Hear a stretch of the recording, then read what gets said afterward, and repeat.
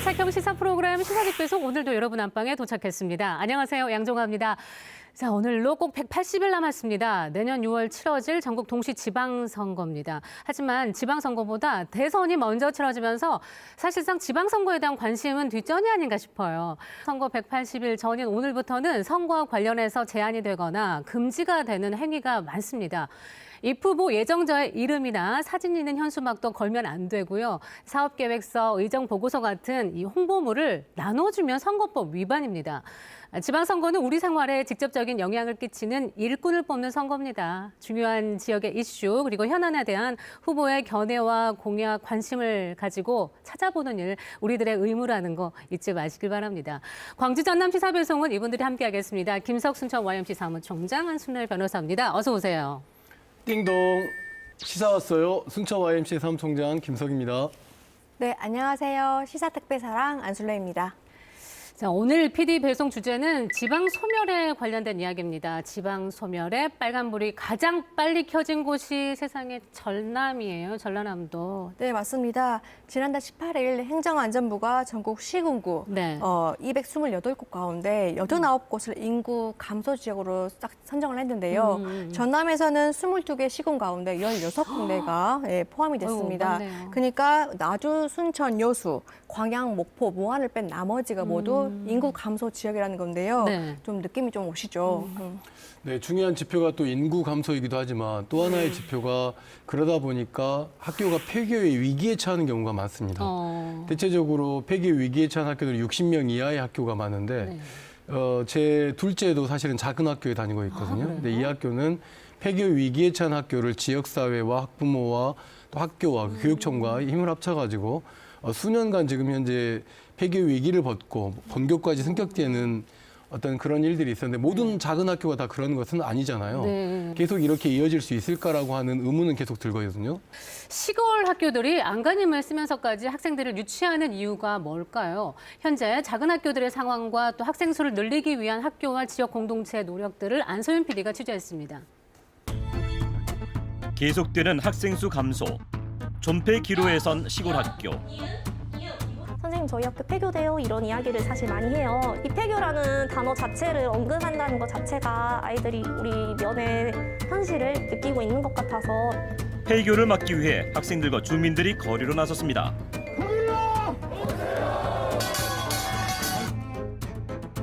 지금 시골 학교에서는 무슨 일이 일어나고 있는 것일까?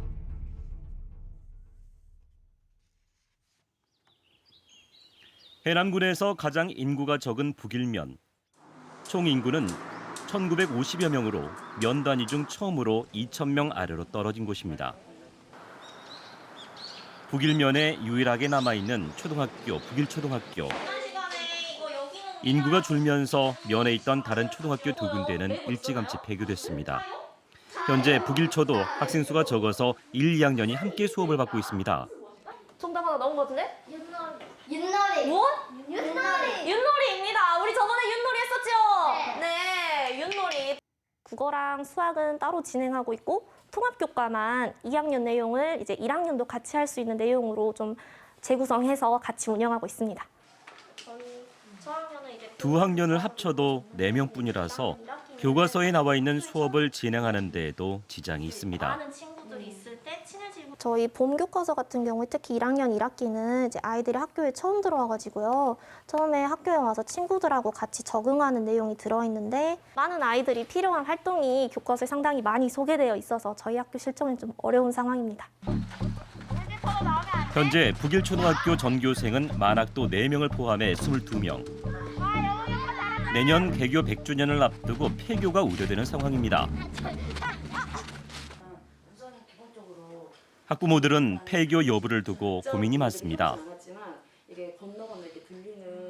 자녀의 교육을 생각해서 다른 지역의 큰 학교로 전학을 보내자니 마을의 학교가 사라질까 걱정되기 때문입니다. 누군가가 뭐 여기서 뭐 장사를 하고 싶다거나 뭐 생계 뭐는 하고 싶어서 내려왔는데 학교가 없으면 여기서 정착을 잘 안 할 것 같긴 해요. 부모 욕심이 있잖아요. 더 많이 이렇게 뭔가를 가르쳐주고 싶기도 하고 배울 수 있게도 해주고 싶지만 여건 자체가 그게 많지가 않다 보니까 여러 가지 생각이 듭니다.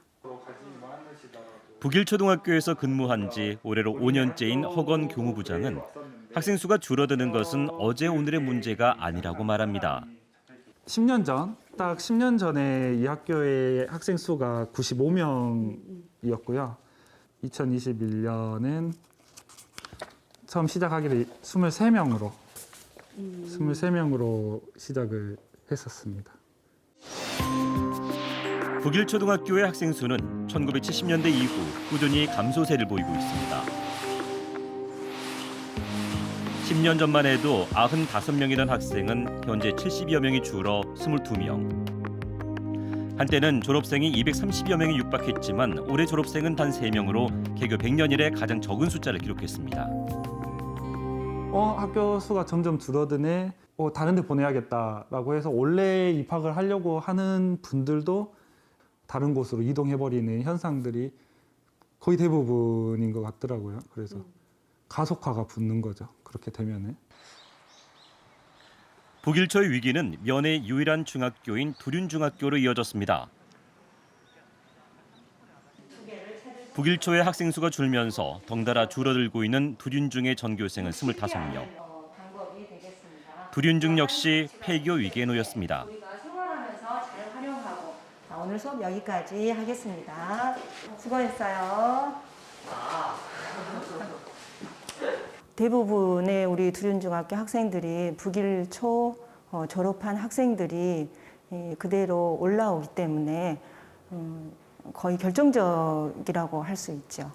저 초등학교 1학년 때만 해도 저희 반 11명이었는데 그게 준 거예요, 5명으로.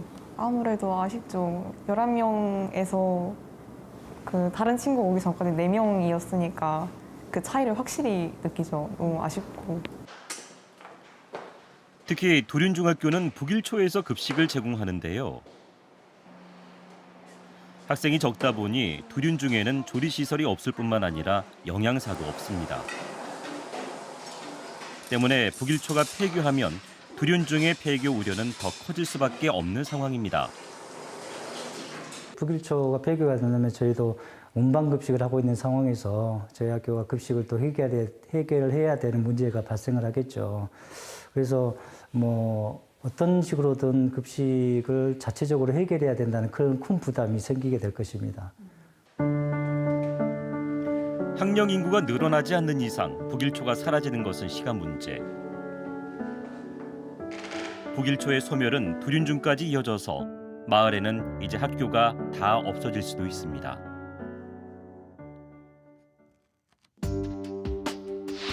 지난 3월을 기준으로 학생 수가 줄면서 문을 닫은 학교는 4천여 군데. 폐교가 가장 많은 지역은 전남으로 전체 폐교 수의 21.6%를 차지했습니다. 학교가 폐교되면 해당 학교는 인근의 다른 학교와 통폐합됩니다.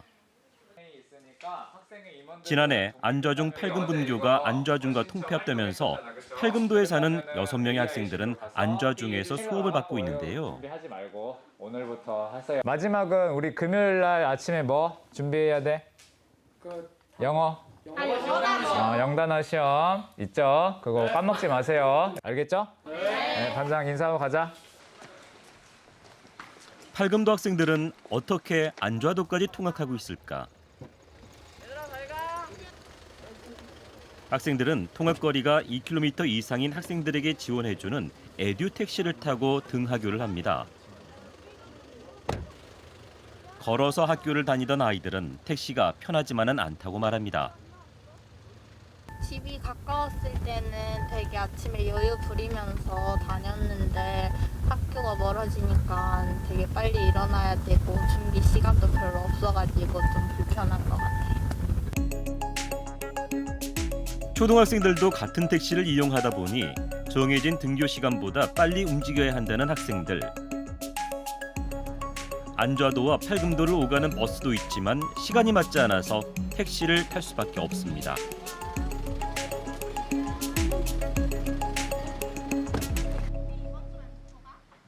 학교가 끝난 뒤 아이들은 주로 8금 초등학교에서 시간을 보낸다는데요. 우리 78회 아니었어? 78회로 해 그럼. 벌써 많은 친구가 도시로 나갔다고 합니다. 겁나 못하는데? 교육 여건이 나은 큰 학교를 선택한 것이죠. 공부하러 떠나거나 고등학생 되면은 다른 고등학교가 더 좋아서 가는 경우도 많은 것 같아요. 좀 속상하죠. 애들이 나가가지고 뭔가 사람도 없고 허전하고 그래가지고. 팔금도 학생들이 다녔어야 할 학교인 안좌중 팔금분교. 학생 수가 줄면서 3년 휴교 끝에 폐교됐습니다. 이곳에서 학창 시절을 보낸 팔금도 주민 김진강 씨는 아쉬움이 큽니다. 저희가 직접 다니던 학교가 사라진다는 거에 답답한 마음이 이루 말할 수가 없죠. 친구들하고 싸웠던 것도 다시 한번 해보고 싶고 선생님한테 혼났던 것도 다시는 돌이킬 수 없다는 게 가슴이 너무 텅 비죠. 이 중학교 설립하는데 너무 주민들이 고생들을 많이 하셨어요. 다 어려운 시절에 부지를 주민들이 마련해야 되는데 부지 마련할 돈이 없어가지고 집마다 가만히 가지고 돌아다니면서 집에서 쌀이면 쌀, 벼면 벼, 보리면 보리 모두 형편닿는 대로 이렇게 도와주셔가지고 주민들이 십시일반 모아서 마련한 안좌중 팔금분교. 당시 학교는 교육기관의 역할을 넘어 마을의 구심점이기도 했습니다. 봄에 학생들 운동회 때나 추석 명절에 그 축구대회 했을 때 응원하면서 여기서 뛰고 춤추고 노래 부르면서 지역 주민들하고 정을 나눴던 기억이 새삼 떠오르면서 그런 게 지금 중학교가 폐교되면서 없어져가지고 너무나 아쉽네요. 안좌중 팔금분교의 폐교가 결정되기 전에 마을에서는 주민들을 대상으로 통폐합 찬반 투표를 실시했습니다. 제작진은 통폐합을 반대했던 주민들을 만나 그때 당시의 얘기를 들을 수 있었습니다. 처음에는 우리도 반대를 했어요. 어떻게든지 보존을 해야 된다. 학생한테 한 해 가다 보니까 몇 번 저것이 한 번에 대해서 그게 안 됐을 거예요. 몇 번에 걸쳐서 찬반을 했을 거예요. 그래서 저도 처음에는 이제 반대를 했죠. 어쩔 수 없이 이제 몇 년 흐르다 보니까 시대 흐름에 따라서 이제 아마 찬성을 했던 것 같아요. 학교도 있고 해야 젊은 사람들이 와서 농사를 할 텐데 학교 없으니까 오히려 더 안 오는 그런 경향이 생겨버렸죠. 오히려 더 인구가 더 줄어들고 또 피폐해가죠. 네. 아이들이 줄어들면 학교가 문을 닫고 인구 유출은 더 가속화되는 악순환의 반복. 그렇게 빈집은 점점 늘고 마을은 제 기능을 상실한 채 사라질 수도 있습니다. 대부분 시골 마을의 현실이기도 합니다. 학교가 없어지면 젊은 사람들이 들어올 이유가 전혀 없죠. 아이들 교육이 안 되니까. 그런 차원에서 더욱더 이제 고령화가 굉장히 많이 진행되어 있고 이런 상태에서는 앞으로 뭐 아주 짧은 시간에 마을이 소멸될 수밖에 없습니다. 늦은 저녁, 적막강산이 된 마을을 깨우기 위해 교직원들과 주민 등 20여 명이 한자리에 모였습니다. 폐교 위기에 놓인 학교를 구하기 위해서 지자체와 함께 작은 학교 살리기 추진위원회를 구성하기로 한 것입니다.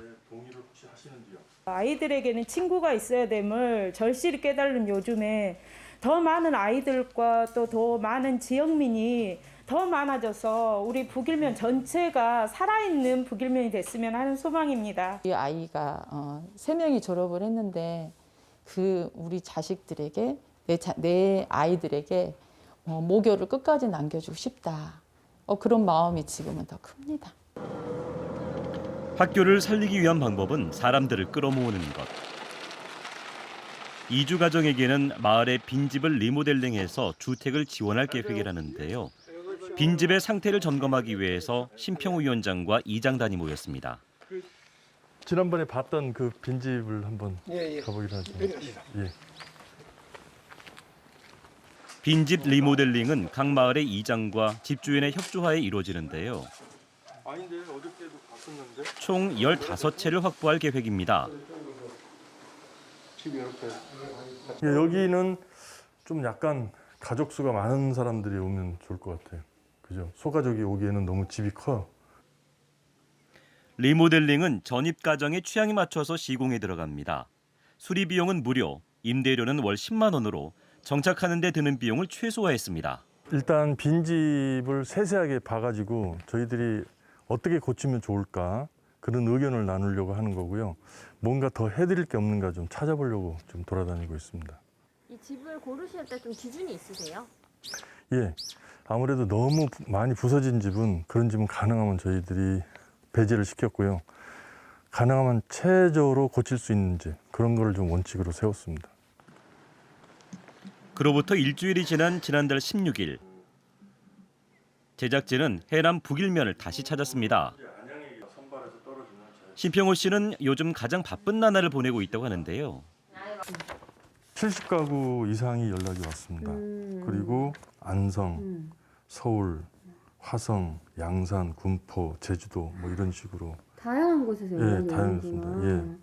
제 입장에서는 이제 막 고개를 넘어가려고 하는 순간이다라는 생각이 드는데 그 고개를 넘으면은 그분들을 담아내야 되고 안정적으로 여기서 있어야 되고 그분들이 우리 주민이 되셔야 되고 학생들은 학생들대로 좋은 그 학우들이 되어가지고 계속돼야 되는데 올해뿐만 아니라 내년, 내후년 계속 돼야만 이게 한 4, 5년은 계속 돼야만 이 마을이 살고 학교가 살거든요. 그래서 앞으로 이게 좀 힘들지만 저는 계속 한다면 희망적으로 보고 있습니다.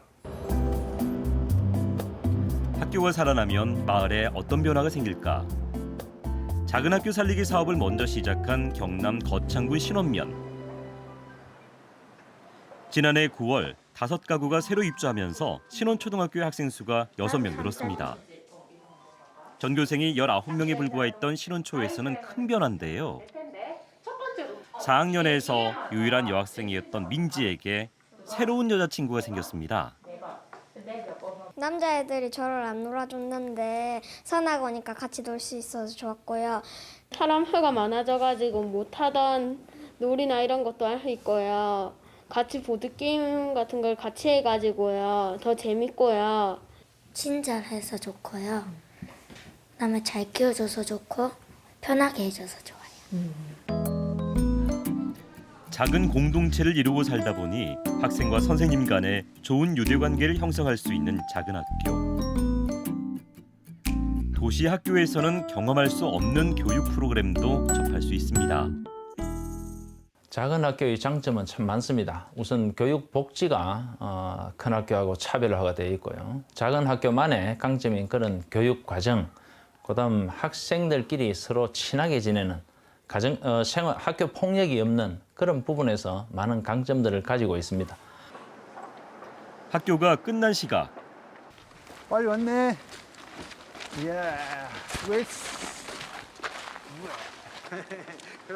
김성훈 씨가 학교로 아이들을 데리러 왔습니다. 성훈 씨는 지난 9월 지인 가족과 함께 부산에서 귀촌했는데요. 성훈 씨 역시 지자체에서 지원해준 주택에서 거주하고 있습니다. 어디가 이제 리모델링 하면 됩니까? 이게 전체적으로 다 한 것 같아요. 일단 우선은 이제 모든 방의 벽지라든가 위에 이제 천장하고 그 다음에 이 등, 예, 등도 그렇고 그 다음에 이 뭡니까 이거 싱크대 이 전체적으로 함께 살고 있는 식구는 총 10명. 주택 지원 사업이 가장 큰 걱정거리를 해결해준 셈이지요. 이게 집을 구해서 이렇게 정착을 한다는 게 쉬운 일은 사실 아니거든요. 그런데 이게 먼저 그런 선뜻 어떤 그런 집을 제공해서 어떤 자립하거나 정착할 수 있도록 지원해 준다는 건 아주 아마 도시의 젊은 부부나 그 가정들에게는 굉장히 큰 힘이 되지 않을까. 어떤 경제적인 입장에서도 혜택을 받았지만 어떤 정서적이나 어떤 이런 부분에 있어서도 너무 많이 도움을 받은 것이죠. 예. 마을도 활기를 찾는 중입니다. 치킨집을 운영하고 있는 성태원 씨는 마을의 변화를 피부로 느끼고 있습니다. 배달 어디를 가도 어르신들밖에 없는데 아무래도 뭐 젊은 사람들이 또 들어오고 애기들이 이제 첫째 많이 이제 돌아다니기 시작했다는 거 이제 뭐 도시에서는 별거 아니지만 여기서는 3명, 4명 이렇게 몰려 다니는 거는 떼거지로 몰려 다니는 거기 때문에 그게 제일 좀 크고. 매출도 좀 늘었어요, 그러면? 예, 많이 늘었습니다. 지금 기존 그 작은 학교 살리기 하기 전보다는 한 20% 정도, 20% 30% 정도 늘은 것 같아요. 마을의 인구가 늘어나면서 조용했던 치킨집은 마을 사람들의 사랑방이 됐습니다. 원주민 우상만 씨는 오랜만에 아이들의 웃음소리를 들었다고 합니다. 어떻게 만들어낼 것인가 지금 과제거든. 할머니 할아버지들 얼마나 좋아하는지 애들 얼굴만 보면 얼굴이 좋아요. 일주일에 한 번씩 박스를 갖고 애들 많다고 과자 가지고 오셔가지고. 여기서는 정말 열심히 뛰어다녀요, 애들이. 아무도 뭐라 안 하고 똑같이 저희 마을 어르신분들도 근데 애들 소리 나서 너무 좋다고 이렇게 말씀해 주시고 해서 마을 전체 활기가 살아난다라고 할 수 있겠는데요. 그 아이들도 늘어나고 그다음에 젊은 부모들도 같이 있고 이러니까 마을에 전체 생기가 돈다. 그다음에 마을에 이제 희망이 있다. 이런 그 느낌이 들죠. 시골 학교의 새로운 희망, 작은 학교 살리기. 사라졌던 마을 공동체가 다시 살아날 수 있을까요? 작은 학교가 살아남으로써 농촌의 뭐 지역 경제를 포함해서 문화를 포함해서 여러 가지 면에서 이제 활력을 띠게 되니까 지역민들께서 우리 마을도 살아날 수 있겠다는 그런 생각을 하게 되었어요. 그래서 이제 지금은 제가 생각할 때 이때까지는 이제 농촌 마을이 뭐 면을 중심으로 이렇게 이제 운영되었다면 앞으로는 이 작은 학교가 중심이 되어서 다시 말해서 마을 학교 공동체로서 마을이 살아날 수 있겠구나 그런 생각을 하게 되었습니다. 좋네요. 지난주 금요일이 해남 북일초등학교 이주 신청 마감일이었거든요. 네, 이주 신청자 북일초등학교로 오겠다는 가구가 70여 가구 됐다고 합니다. 생각보다 관심들이 많네요. 집과 일자리, 그러니까 아이들만 학교를 보내는 건 아니잖아요. 그렇죠. 그러니까 가족이 올 수 있어야 되고 그런 조건들이 마련됐다고 생각했는데 그런 어떤 전제 조건들이 나름대로 좀 해결하기 위한 노력들을 좀 갖추고 있는 것 같거든요. 또 더불어서 이제 북일 면에서는 해남 고용안정 플러스 그 기관과 협업해가지고 어떤 뭐 부모님들의 일자리를 할지 이런 것들까지 같이 연계되어서 일정 부분 작은 학교 살리기에 굉장히 큰 중요한 모델을 좀 만들어줄 수 있을 것 같은데 문제는 이게 주민들과 또 면과 학교만의 노력만 안 되잖아요. 그러네요. 정부 차원의 굉장히 좀 적극적인 좀 지원이 필요할 것 같습니다. 왜냐하면 작은 학교 하나만으로 정말 마을 공동체에 활력이 불어든다는 것을 방금 영상에서 보셨잖아요. 네, 그러니까 확 살아나네요. 다행히 희망적인 것은 인구가 이렇게 늘어나면 LH 임대주택도 질 예정이라고 합니다. 그래요? 네네. 이렇게 하나둘 생활 인프라가 구축이 되면 일자리도 점점 자연스럽게 늘어나지 않을까 이렇게 생각이 들잖아요. 그렇죠. 실제로 지금 영상에서 보셨던 그 경남 신원마을 거기서는 지금 LH 임대주택이 지어지고 있고 그 옆에 요양원도 지금 들어설 예정이라고 합니다. 우리 해남 북일면도 좋은 소식 기다려 한번 보시게요. 그런데 이제 하나 아쉬운 것은 주민들은 이렇게 막 어쨌든 마을 공동체를 살려보려고 작은 학교를 살리기 운동을 하잖아요. 근데 이제 교육부에서는 학교 폐교를 하게 되면 이렇게 인센티브를 준다고 하는 정책이 있나 봐요. 본교를 폐교하면 최대 60억, 분교를 폐지하면 40억 성과금을 좀 주는 제도가 있다고 하는데 이렇게 되면 작은 학교를 살리기를 하려고 하는 노력과는 너무 이율 배반적 정책이지 않겠습니까?